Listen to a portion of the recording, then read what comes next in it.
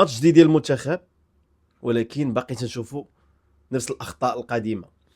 دابا باش بنادم يزيد القدام، خصو اولا يعرف شنو دار قبل اللي غلط، ويعرف مثلا السبب ديال الفشل ديال المنتخب الوطني المغربي في كاس افريقيا اللي فاتت. والسبب كان هو ان السي المدرب وضع الثقه ولا معول على واحد الفريق اللي الاغلبيه ديال اللاعبين ديالو غير جاهزين بدنيا، ياك؟ دونك هذا هو المشكل الرئيسي اللي عند المنتخب الوطني المغربي، وهادشي اللي تيخلينا ديما تنعانيو في الافريق. حتى المنتخب ديال الركراكي حتى قبل من هاد كاس افريقيا كانوا عندنا ديما شكوك حول الجاهزيه ديال المنتخب، خصوصا انه ملي لعب في الاراضي الافريقيه قبل المباراه اللي كانت ديال كوت ديفوار والمباراه الرسميه اللي كانت مع جنوب افريقيا قبل، فشلنا فيهم فشل ذريع لا اداء ولا نتيجه. دونك مشيتي لكوب دافريك درتي نفس الخطا، فشل ذريع عاوتاني، خرجنا من المسابقه هذه. دابا كيفاش تشوف المستقبل؟ دابا هذا هو المشكل.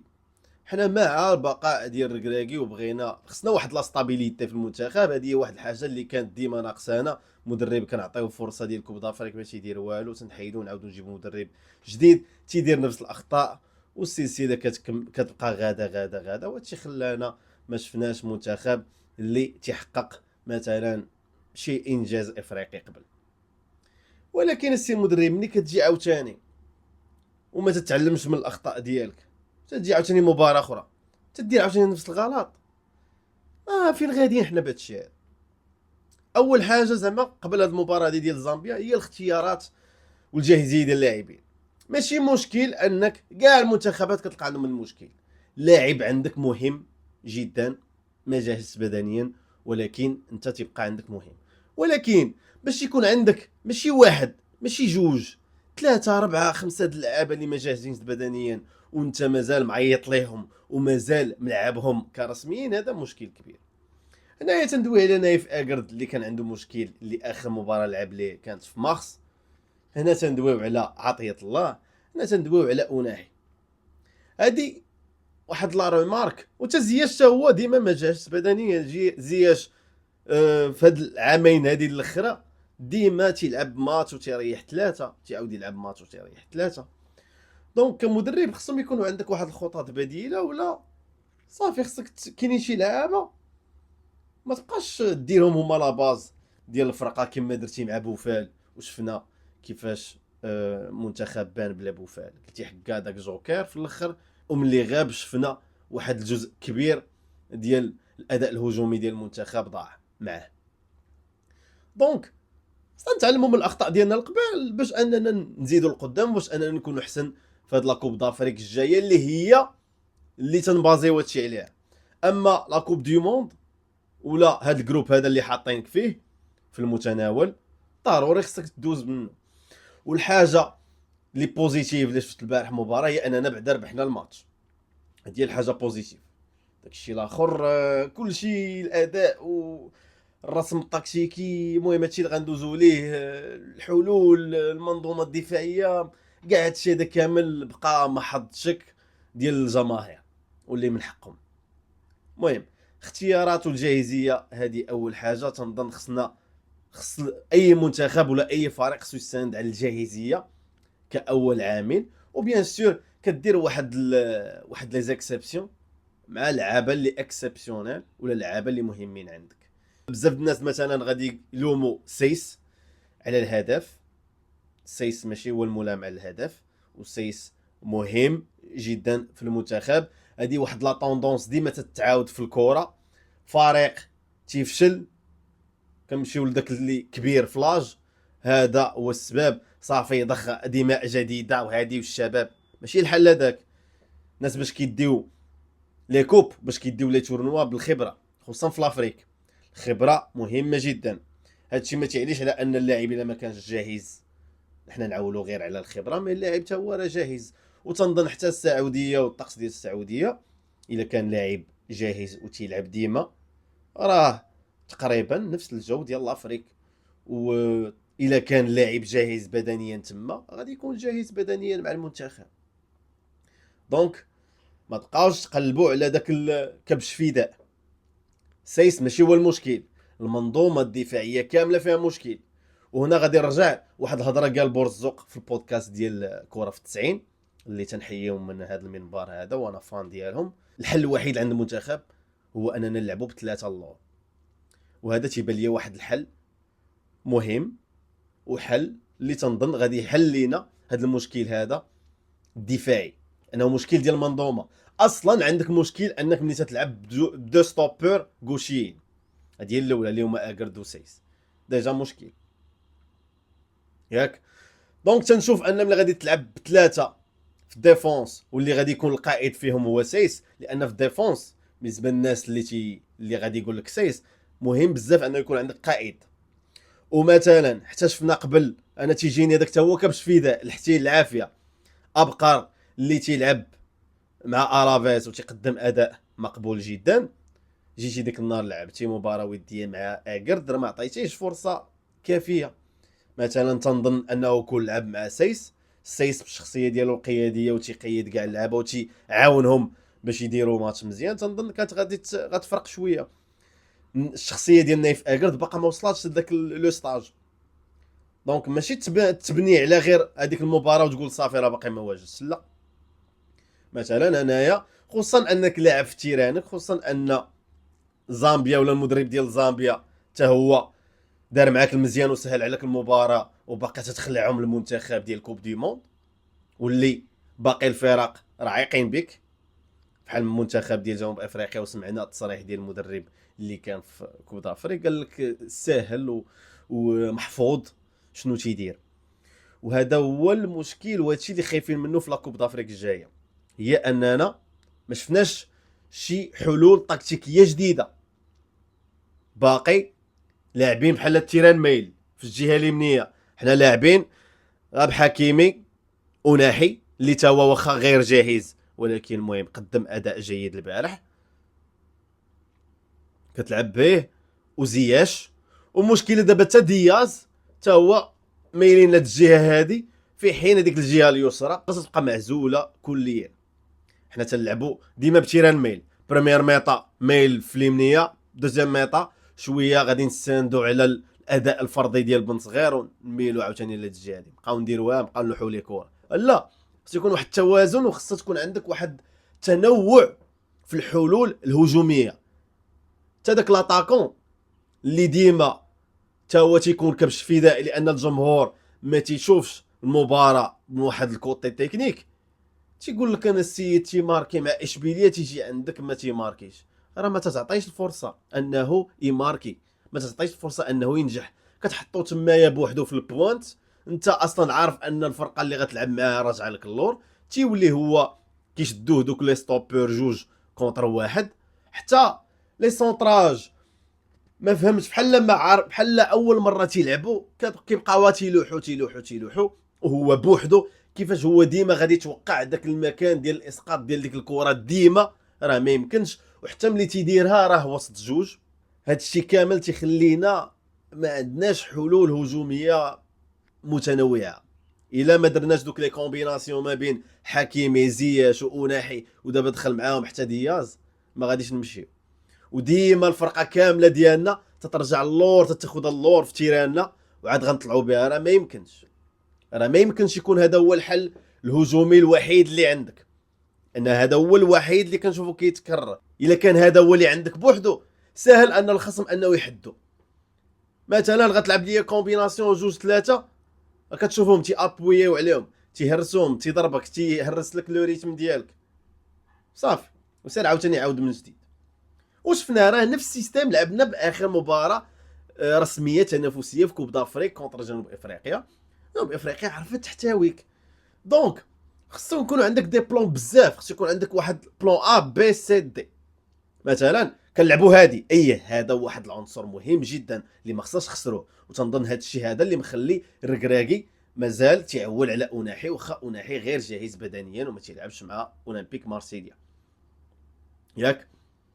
مي وشوف الجهه الاخرى الله يسر حتى هي خصها تكون عندك هاد لي كومبيناسيون. علاش ما عندكش هاد لي كومبيناسيون؟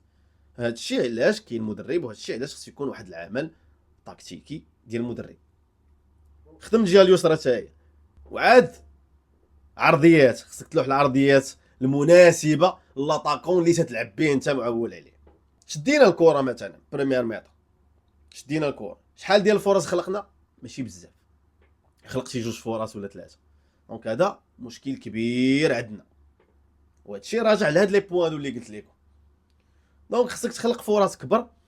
وكما تنقول عليكم عاوتاني في لافريك راه ما كاينينش كوال اللي واعرين بزاف، دونك ماشي بالضروري تلعب لي ديك الكره حتى كتاسوريها 100% عاد تيري.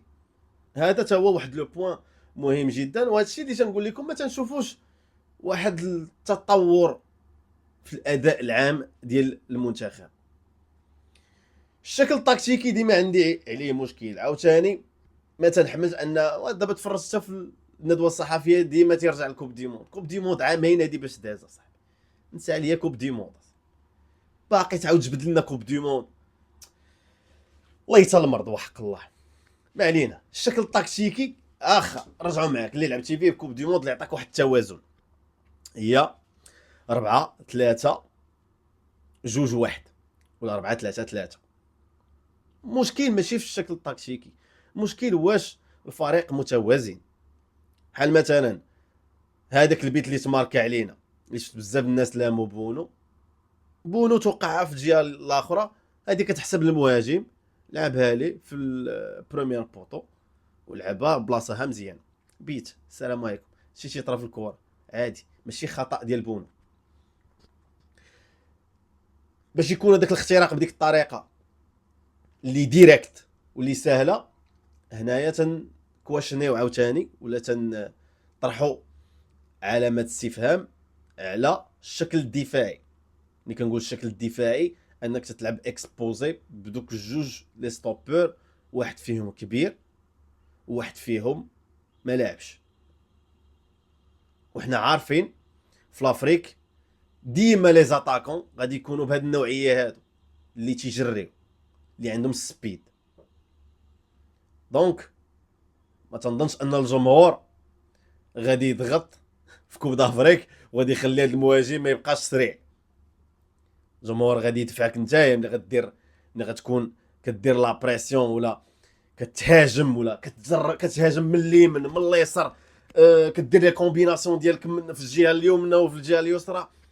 هادشي يقدر يخلي الخصم شي كره جايه لازم حداه يبانيكي ما يعرفش يتعامل معها. حنا عارفين العقليه ديال اللاعب الافريقي كيتاثر بهادشي هذا، ولكن دفاعيا ما غاديش يحميك بحال هكا. دونك هادشي هذا علاش راجع. ما تشوفوش ليا غير الدفاع، اشوف ليا الميليو. ميليو لاعب عزوزي بوحدو اللي عنده ادوار دفاعيه، وناحي خصو حتى هو يتطور، وناحي مزيان وكويري. ولكن راه المشكل ديالنا في المنتخب هو ان اللاعبين ديالنا مثلا اللي داروا داك المونديال بزاف بهم ما تطوروش، بزاف منهم خدوا دي شوا اللي طيحوا بالكارير ديالهم ولا رجعوا بالكارير ديالهم للور، وبالتالي الجوده ديال المنتخب كانت خصها تطلع، بالعكس هي طاحت. فين هو املاح، فين هو الصابيري، فين. دونك وناحي خصو يختم لراسو بعدا الا كان باغي يدير اون كارير احسن، الا كان عنده واحد الطموح كبير، ماشي يبقى يجرب في رجليه من بعد يمشي يلعب في السعوديه ولا يلعب في قطر ويديها مقمحه ويجي يدير قهوه. وناحي لاعب موهوب ولاعب عنده بوتونسيال، ولكن الا كان غادي يخدم على لي بوين فابل ديالو دفاعيا ما كيعاونش. لا فيزيكاليتي في لافريك راه مهمه جدا، وفي الكره عموما مهمه جدا. الكره ديال اليوم ما تتعترضش بداك اللعاب، راه كتشوفهم مابقاوش دوك اللعابه الكلاسيكيين، داك العشره الحريفي اللي ما تيساهمش بزاف في الادوار الدفاعيه مثلا ديال الفرقه ديالو. ما بقاوش هاد اللعابات، ولاتي منظومه وكل واحد خصو يخدم المنظومه وخصو يكون متكامل، وما يمكنش تكون عندك واحد لو بوين اللي انت فابل فيه بزاف. دونك خصك هادشي هذا. كانت عندنا ديك لا كومبيناسيون ديال واحد دفاعي محض وعندك جوج سونترال اللي حتى هما غادي يديروا البلوك في الدفاع ملي غادي في الحالات الدفاعيه. هادشي مثلا لعبتي نتايا بأوناحي ولعبتي بدياز، دونك خليتي الميليو اكسبوزي ولا خليتي الفريق دفاعيا يكون اكسبوزي. دونك هادشي اللي خصهم تفهموا، راه مشكل دفاعي ديال الفريق كامل، ماشي غير ديال ستوبر. ماشي المشكل في اكرد ولا في سايس، مشكل ديال الفريق ككل. وتنظن هاد الخطه اللي تيلعب بها، اللي لعب بها مثلا في المونديال، المهم تيحاول يغير فيها شويه، ولكن كيبان لي داك ملي غير التوازن ديالها ما بقاش. خصك تلعب بدو سونترال، ما يمكنش تلعب بدياز وزياش وبن صغير، ما يمكنش تلعب بهم كامل. اما تلعب بدياز في لاغوش وتلعب بزياش في اليمين، ولا زياش يريح، لان زياش ما يمكنش تعول عليه في كاع المباريات، لان زياش ما تيكملش 90 دقيقه، لان زياش غادي يلعب ماتش وغادي يهز رجليه، غادي يتوعد. هادشي شفناه تيتكرر في الكارير ديال زياش ديما. دونك هادشي اللي كاين. مهم اننا ربحنا، ومهم اننا نكملوا. وحاجه هي التغييرات صراحه كانوا تما مهمين. تغييرات باش دخلتي ابراهيمي والكعبي، هذا كيبان لي حل، انهم تيوليو عندك جوج في الكاري، ماشي غير واحد نصيري بوحدو. تنض حتى النصيري لو مثلا لعبتيه ولعبتي مع دياز مثلا معاه في الكاري، دياز غادي يبقى يخرج ويلعب دي كومبيناسيون في اليمين وفي اليسار، و تيرجع عاوتاني تيدخل لداخل الكاري مع النصيري. هادشي غادي يخلي النصيري يبان حسن، ولا غادي يخلي الكره توصل للنصيري، ولا غادي يخلي النصيري تكون عنده نجاعه اكبر. وهادشي اللي كاين. قول لي انتم الاراء ديالكم في هذه المباراه هذه. ومهم جدا اننا نستمروا ونربحوا، نحققوا المطلوب. اهم حاجه هي ان المباراه القادمه اللي غتكون مع الكونغو نورمالمون خصها تكون في كينشاسا، مي دواعي امنيه تنظن ما غاديش تكون، وغادي نلعبوها اوغوزمون في المغرب. دونك عاوتاني نفس السيناريو تيتكرر ديال الكوب دي موند اللي فاتت، فين لعب التصفيات ديال الكوب دي موند اللي فاتت، فين لعبنا اغلب المباريات ديالنا في المغرب. هذه حاجه مهمه. نتمنى نشوفوا مدرب يجرب حوايج جداد، زعما صاحبي جرب حوايج جداد. بغيت نشوف ابقر مع سايس، بغيت نشوف لاعبين في الميليو، بغيت نشوف تغييرات كبر، وفهمتي تكون عنده واحد الكوراج كبر. مثلا جرب تلعب دو زاتاكون، جرب تلعب ماشي بالضروري تلعب لي بديك نفس الخطه اللي فاتت بحال هكا.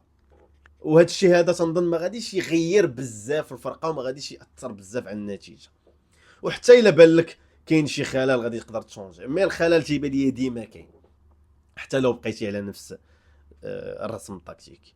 هادشي اللي كاين. ديما بغريب، قولوا لي الاراء ديالكم هنايا في الكومونتيرات.